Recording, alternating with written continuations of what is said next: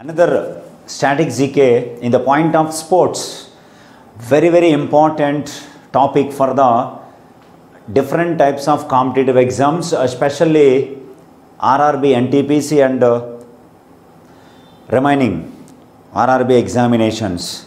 Here, very important that topic in the point of sports is Olympics. Olympics ఎక్కడైనా సరే మీరు Olympics అనేటువంటి ఒక పదాన్ని చూసి ఉంటే ఆ పదము యొక్క అర్థం ఏమిటి అంటే అవి వేసవికాల ఒలింపిక్స్ అని అర్థము. సార్ వేసవికాల ఒలింపిక్స్ అని అంటున్నారు కదా, శీతాకాల ఒలింపిక్స్ ఏమైనా ఉన్నాయా, వర్షాకాలపు ఒలింపిక్స్ ఏమైనా ఉన్నాయా, ఇంకా రకాలైనటువంటి ఒలింపిక్స్ ఉన్నాయేమో చూద్దాం. జనరల్గా అసలు ఈ ఒలింపిక్స్ ఎప్పుడు స్టార్ట్ అయినవి, ఎవరు స్టార్ట్ చేశారు, పురాతన ఒలింపిక్స్ అంటే ఏమిటి, అంటే యాన్షియంట్ ఒలింపిక్స్ అంటే ఏమిటి, ఆధునిక ఒలింపిక్స్ అంటే ఏమిటి అన్న వాటిని ఫస్ట్ తెలుసుకొని అందులో భారతదేశం ఎప్పటి నుంచి పాల్గొంటుంది, భారతదేశం పాల్గొనడంలో ఇప్పటి వరకు ఎన్ని మెడల్స్ సాధించింది అనేటువంటి వాటిని ఒక పీరియాడికల్గా చదువుకుంటే డెఫినెట్లీ మనకి ఒక మార్క్ వచ్చే అవకాశం ఉంది. లేటెస్ట్గా ఒలింపిక్స్ ఎక్కడ జరిగాయి, భవిష్యత్తులో ఎక్కడ జరగనున్నాయి అన్నది కూడా తెలుసుకుందాం. హియర్ ఇక్కడ ఒలింపిక్స్ పాయింట్ ఆఫ్ వ్యూలో పురాతన కాలంలో క్రీస్తు పూర్వం 776వ సంవత్సరంలో రోమన్ సామ్రాజ్యంలో ఆ రోమన్లకి పవిత్ర దేవత అయిన జ్యూస్ పేరు మీదుగా ఈ ఒలింపిక్స్ని అంటే కొన్ని రకాల క్రీడలని ఒలంపస్ అనే పర్వతం పైన నిర్వహించుకునేవారు. ఒలంపస్ అనే పర్వతం పైన నిర్వహించడం వలన వాటికి ఒలింపిక్స్ అని పేరు వచ్చింది. అలాగే జ్యూస్ అనేటువంటి దేవతకి ఒక ఉత్సవాన్ని నిర్వహించి ఆ ఉత్సవంలో భాగంగా ఆ రాజ్యంలోని ప్రజలకి కొన్ని రకాలైనటువంటి పోటీలని నిర్వహించేవారు. అలా నిర్వహించినటువంటి ఆ పోటీలలో గెలుపొందినటువంటి వారు ఆ దేవతకి బలిచ్చినటువంటి జంతు మాంసాలని బహుమతులుగా ప్రదానం చేసేవారు. దాని తర్వాత కొన్ని రోజులకి ఆ విజేతల పేర్లని తమకు వేయించేవారు, చాటింపు వేయించేవారు అన్నమాట ఆ రాజ్యం అంతా కూడా. మరికొన్ని రోజులు పోయిన తర్వాత ఆకులతో చేసిన కిరీటాలని ఆ విజేతలకి బహుమతులుగా తలకి పెట్టేవారు. ఇలా జరిగినటువంటి ఈ ఒలింపిక్స్ ప్రస్తుతం అయితే 4 సంవత్సరాలకి ఒకసారి నిర్వహించబడుతున్నాయి. ఒలింపిక్స్ అనేవి విశ్వ క్రీడా సంబరము అని పిలుస్తారు. ఎందుకంటే ప్రపంచంలో ఉన్న దేశాలన్నీ ఇందులో పాల్గొంటాయి. ఇప్పుడైతే అయితే గతంలో పూర్వకాలంలో అంటే రోమన్ సామ్రాజ్యం ఉన్నటువంటి సమయంలో ఆ సామ్రాజ్యంలోని ఇంట్రెస్ట్ ఉన్నవారు పాల్గొనేవారు. అయితే వీటికి వేసవికాల ఒలింపిక్స్ అని పేరు ఎలా వచ్చిందంటే రోమన్ సామ్రాజ్యంలో వేసవి కాలంలో వచ్చినటువంటి మొదటి పౌర్ణమి రోజు నాడు ఈ పండగని నిర్వహించుకొని పోటీలను నిర్వహించేవారు. దాని ఆధారంగా చేసుకొని ఇప్పుడు మనం నిర్వహిస్తున్న ఒలింపిక్స్కి వేసవికాల ఒలింపిక్స్ అని పేరు పెట్టడం జరిగింది. అయితే ఇది అంతా కూడా గతంలో ఇలాంటివి జరిగినాయి అన్న దాని మీదకి మనకి ఎలా తెలిసింది అంటే ఇప్పుడు ఏం జరిగిందంటే క్రీస్తు పుట్టడం, ప్రపంచం మొత్తం మీద క్రైస్తవ మతం పెరగడం, క్రిస్టియానిటీ పెరగడం అనేది జరిగింది. ఆ సమయంలో రోమన్ సామ్రాజ్యంలో కూడా క్రిస్టియానిటీ పెరగడం వలన ఈ జ్యూస్ దేవత పేరు మీదుగా నిర్వహించే ఈ పండగలని ఈ క్రీడలని ఆపివేయడం జరిగింది. అప్పటి రోమన్ ఎంపరర్, రోమన్ కింగ్ థియోడస్ ఆదేశాల మేరకు ఈ క్రీడలని నిలిపివేశారు. నిలిపివేసిన సంవత్సరము క్రీస్తు శకం 393. క్రీస్తు శకం 393లో నిలిపివేయడం జరిగింది. దాని తర్వాత మనం కొద్దిగా ముందుకు వస్తే సామ్రాజ్యాలు కూలిపోయినవి, రాజులు అంతరించిపోయినారు, ఆధునిక యుగంలోకి వచ్చాం మనం. ఆ సమయంలో 1875వ సంవత్సరంలో ఇన్ ద ఇయర్ 1875లో గ్రీసు దేశంలో జరిగినటువంటి త్రవ్వకాలలో ఈ ఒలంపస్ పర్వతము, ఆ పర్వతం మీద పోటీలు నిర్వహించుకునేందుకు వీలుగా ఉన్నటువంటి ఒక మైదానము బయటపడింది. ఈ తవ్వకాలకి నాయకత్వం వహించినటువంటి వ్యక్తి పియరీ డి కౌబర్టీన్. ఇది మనకి చాలా ఇంపార్టెంట్ అయినటువంటి పేరు, పియరీ డి కౌబర్టీన్. ఈయన ఇటలీలో పుట్టాడు, కానీ ఫ్రాన్స్లోనే తన విద్యాభ్యాసము పెరగడము అంతా కూడా ఫ్రాన్స్. కాబట్టి పియరీ డి కౌబర్టీన్ ఫ్రాన్స్ దేశానికి చెందినవాడు అని చెబుతారు. అందుకే ఈయన చాలా ఆశ్చర్యపోయాడు ఆ స్టేడియంని చూసి, ఆ ఒలంపస్ పర్వతంను చూసి. అంటే పూర్వకాలంలో క్రీడలకి ఇంత ప్రాధాన్యత ఉండేదా అనే ఆశ్చర్యంతో మరలా మనం ఇలాంటి క్రీడలని ఎందుకు ప్రారంభించకూడదు అని ఆయనకు ఒక ఐడియా రావటం జరిగింది. ఆ ఐడియాలో భాగంగానే చాలా దేశాలను తిరిగి అందరి దేశాల మద్దతుల్ని కూడగట్టి ఎలాగైనా సరే, చూడండి 1875లో తవ్వకాలు జరిగి ఆ స్టేడియం బయటపడింది. ఎలాగైనా మరొక 25 సంవత్సరాలలో, అంటే 1900 సంవత్సరం నాటికి మరలా మనం ఇలాంటి క్రీడలని ప్రారంభించుకోవాలి అని ఒక లక్ష్యంగా పెట్టుకున్నాడు. లక్ష్యంగా పెట్టుకొని ప్రపంచ దేశాలలో అగ్రదేశాలుగా ఉన్నటువంటి దేశాల యొక్క మద్దతుని కూడా కూడగట్టాలని చాలా ప్రయత్నాలు చేశాడు. సపోర్ట్ చేసిన వాళ్ళు చేశారు, చేయని వాళ్ళు చేయలేదు. అయితే ఆ ఒలంపస్ పర్వతం పేరు మీదుగానే వీటికి ఒలింపిక్స్ అని పెట్టారు. అయితే వీటిని నిర్వహించడం కోసము 1894లో ఇన్ ద ఇయర్ 1894 1894లో ఐఓసిను ఏర్పాటు చేయడం జరిగింది. ఇది మనకి చాలా important. IOC, international Olympic committee, అంతర్జాతీయ ఒలింపిక్ కమిటీని 1894వ సంవత్సరంలో పియరీ డి కౌబర్టీన్ ఏర్పాటు చేశాడు. ఆ సంస్థ ప్రధాన కార్యాలయము స్విట్జర్లాండ్లోని లుసానేలో నెలకొల్పడం జరిగింది. లుసానే, స్విట్జర్లాండ్. అలాగే ఇంకా చాలా కీలకమైన అంశం ఏమిటంటే 1894లో ఆ సంస్థ ఏర్పాటు చేయబడిన తర్వాత దానికి తొలి అధ్యక్షుడుగా గ్రీసు దేశానికి చెందినటువంటి దిమిత్రియాస్ వికిలాస్ని నియమించడం జరిగింది. ఆయన 2 సంవత్సరాల పాటు అధ్యక్ష బాధ్యతల్ని స్వీకరించాడు. రెండవ అధ్యక్షుడుగా పియరీ డి కౌబర్టీన్, ఫ్రాన్స్ దేశానికి చెందిన ఈయన పనిచేయడం జరిగింది. ప్రస్తుతము ఇంటర్నేషనల్ ఒలింపిక్ కమిటీ, అంతర్జాతీయ ఒలింపిక్ కమిటీకి అధ్యక్షుడిగా జర్మనీ దేశానికి చెందిన థామస్ బాక్ పనిచేస్తున్నారు. 8వ అధ్యక్షుడు.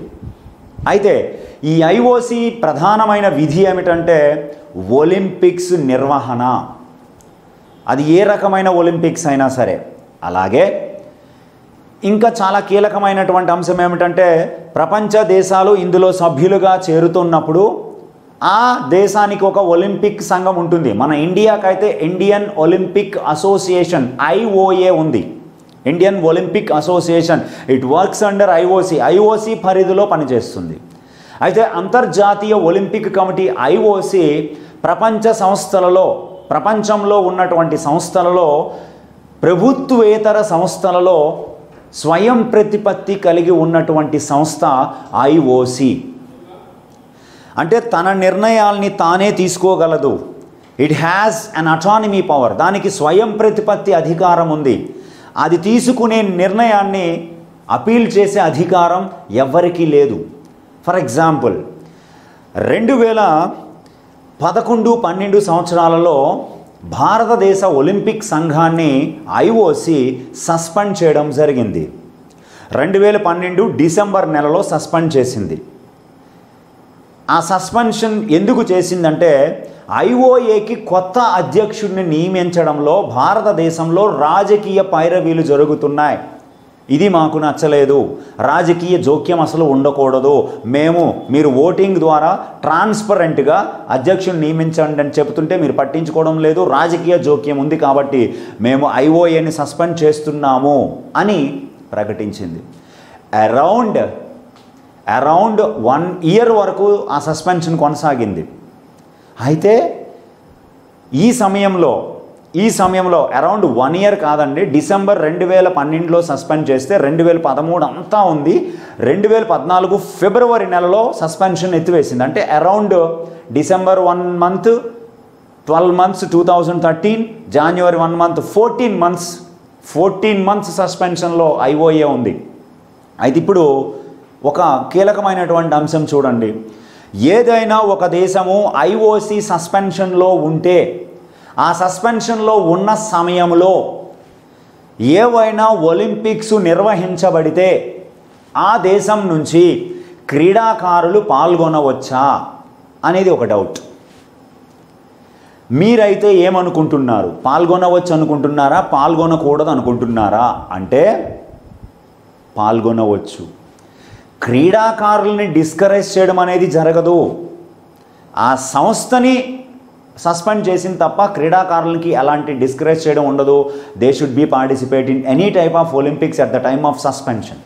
ఒక దేశం యొక్క ఒలింపిక్ సంఘము సస్పెన్షన్లో ఉన్న ఆ దేశ క్రీడాకారులు ఖచ్చితంగా ఒలింపిక్స్లో పాల్గొనవచ్చు. కాకపోతే వాళ్ళు ఐఓసి తరపున పాల్గొన్నట్లు లెక్క.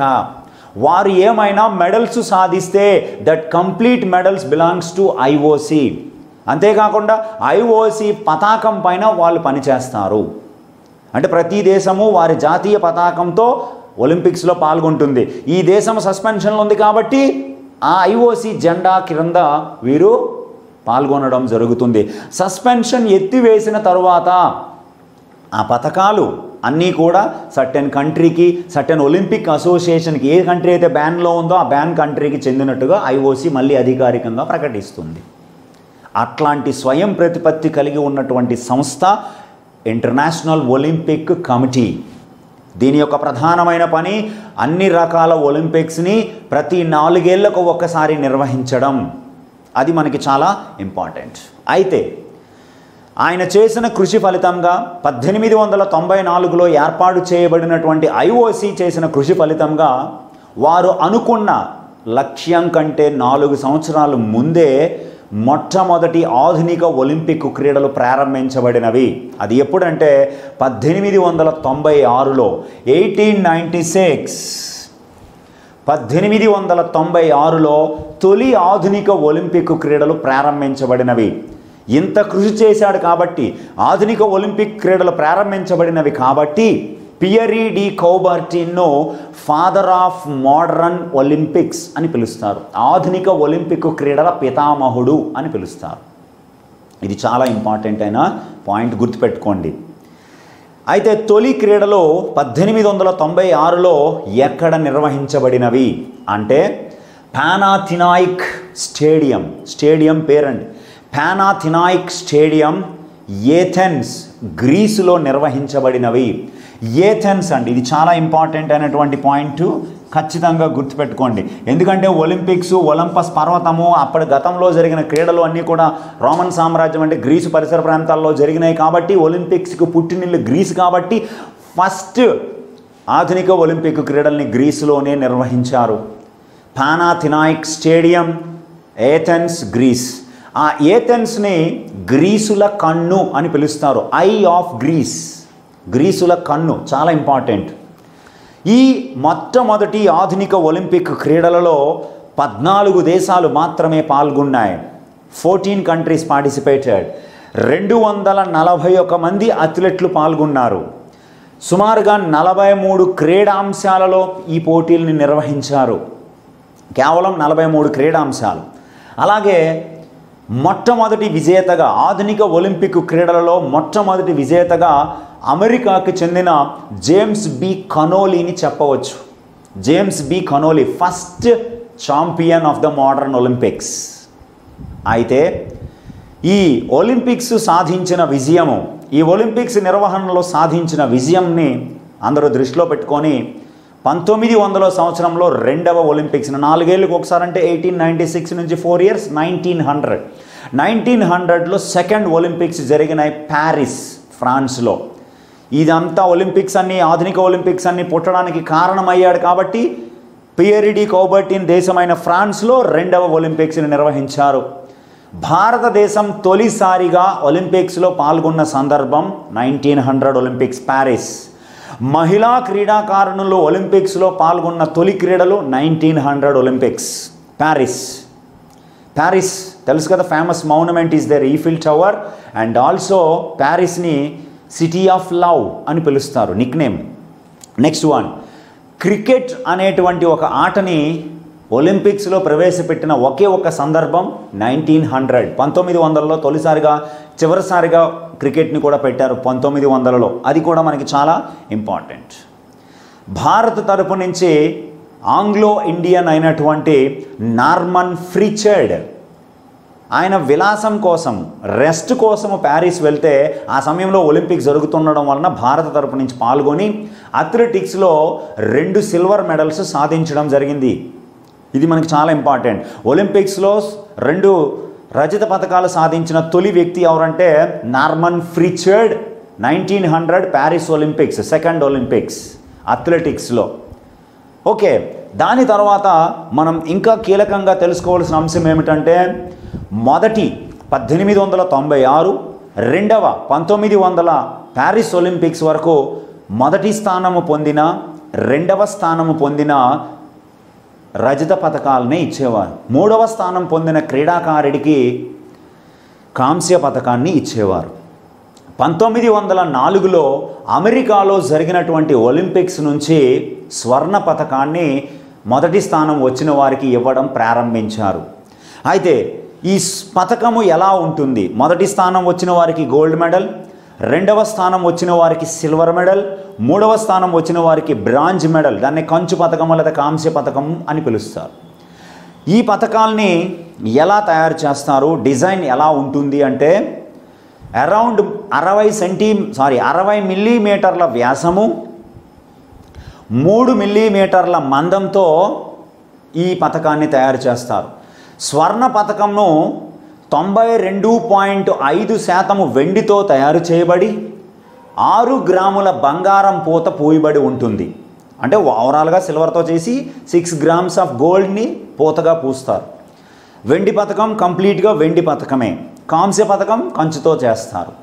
అయితే ఈ పథకాల్లో ఒకవైపున 5 రింగులు కలిగినటువంటి చిహ్నం ఉంటుంది, రెండవ వైపున మనకి చాలా ఇంపార్టెంట్ అయినటువంటి అంశం ఇది, పూర్వకాలంలో జూస్ దేవత పేరు మీదుగా నిర్వహించారని చెప్పాం కదా, ఆ దేవత బొమ్మ ఉంటుంది. కాకపోతే ఇప్పుడు ఆ దేవత పేరు నైకీ అండి, NIKE, Nike.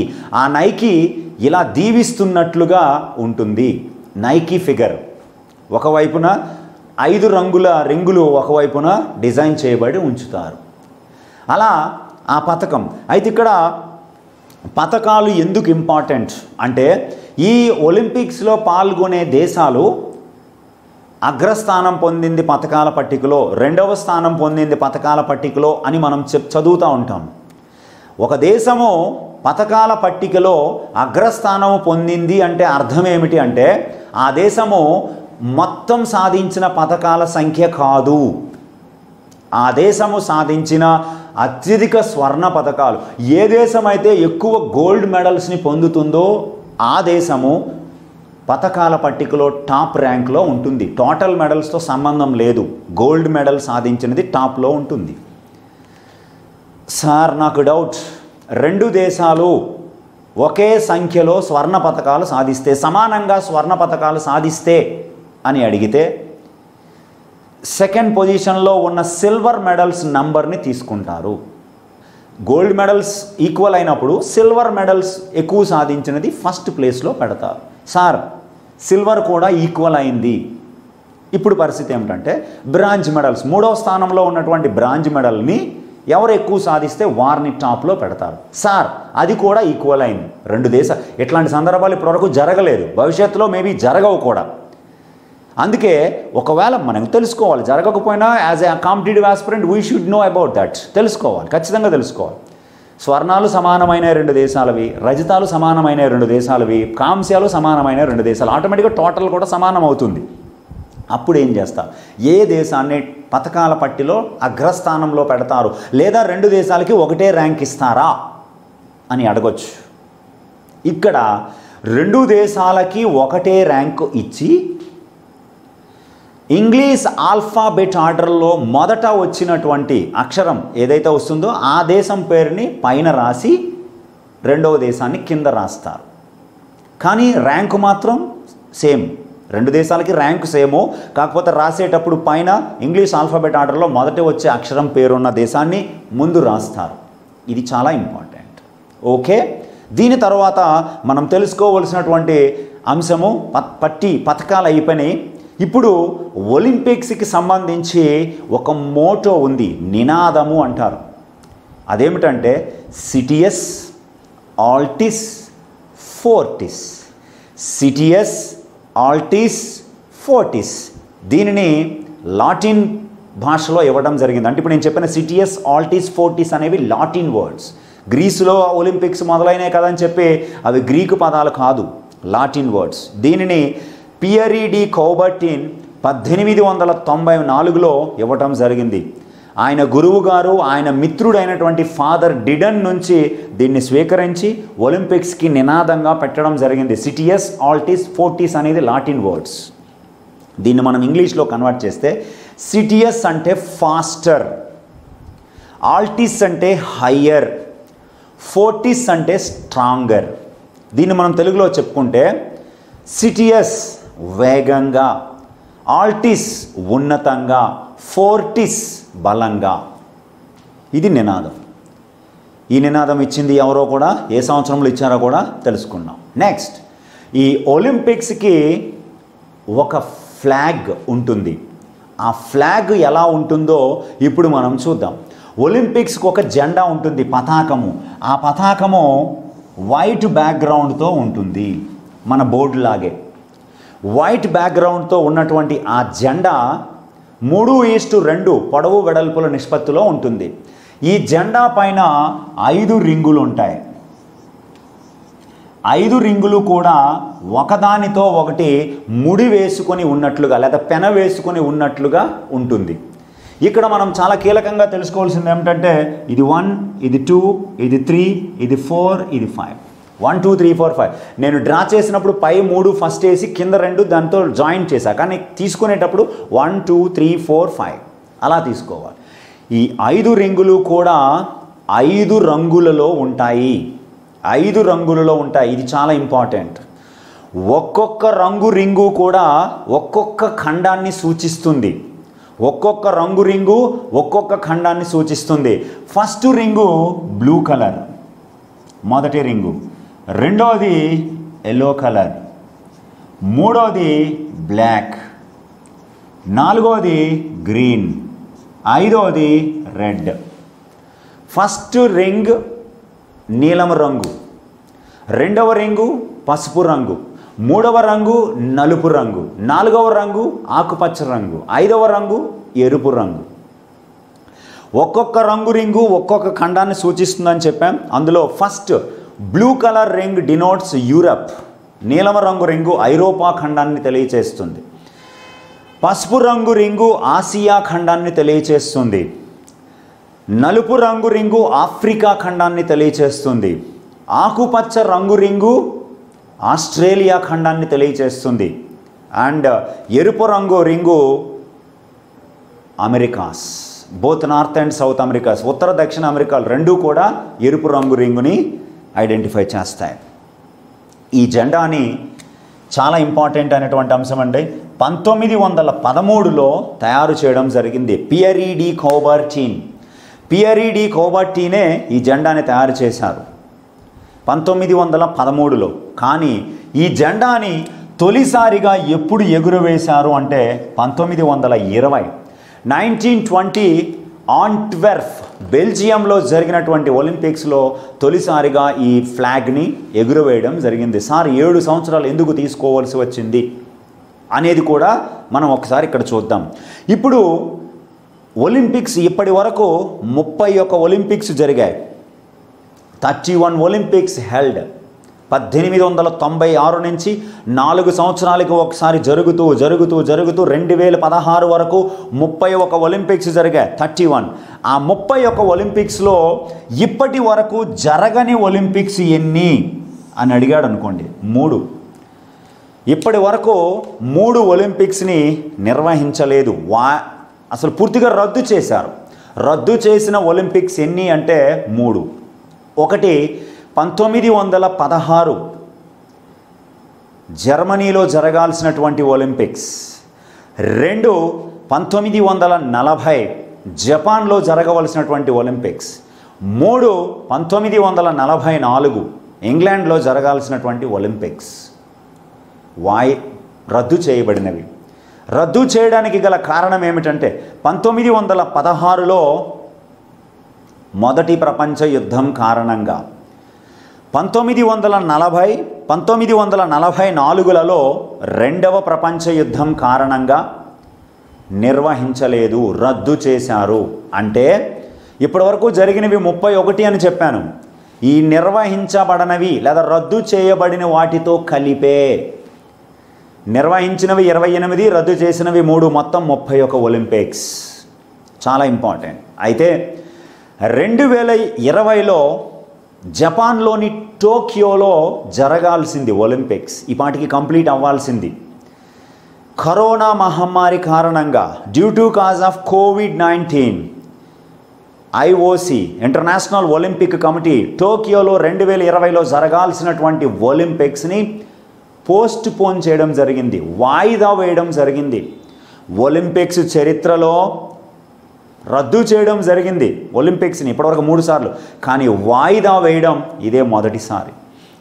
First time in the Olympics history the IOC postponed the Olympics from 2020 to 2021 July 23rd due to COVID-19 pandemic throughout the world.